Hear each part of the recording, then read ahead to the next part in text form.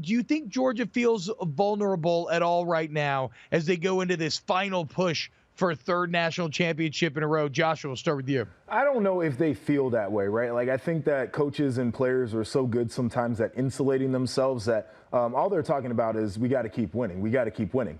I have also been in that situation coming off of a national championship where the next year we were winning, but it didn't feel the same way as it did the year before. And sure, we might have had some good performances mixed in there, but we're kind of looking up and saying, guys, like the wheels might fall off at some point. They certainly did for us. We played Michigan State at home, 2015, the last game I ever played in the Horseshoe, and we lost to them. And so I think that there is an idea of, yes, maybe they feel a little disrespected because all the things that they've done, and they're only number 2 right now, and certainly they've been winning games. And so maybe there's this idea that all that matters is winning, but they got to be honest with themselves too. And they have to evaluate the way that they had won some games early on. They have to evaluate what went right in some of their bigger wins that they've had this year, or else it will catch up to them. Hey, they should feel vulnerable, right? For every reason you just listed, they should feel vulnerable. And maybe that's a good thing for them.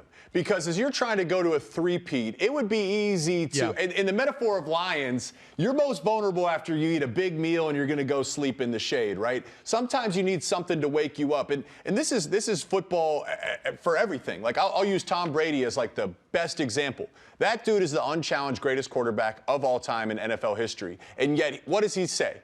He still talks about how he was a 6th-round draft pick. He uses that disrespect, even if it was 20 years ago, to motivate him. That's the same thing for Georgia. So the fact that they are number 2, we can say, man, hey, you're number 2.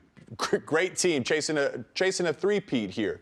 And yet, they're going to use that, and Kirby's going to stamp some of these statements all over the football facility to use them to get motivated. At the end of the day, they're still Georgia. That's still the Bulldogs' front 7. They can still do some things offensively. Carson Beck has stepped up. So there's still a lot of reasons you could sit here and say, Georgia, you can make a run. You can clean up on these next 3 games and solidify yourself as the favorite to win this year.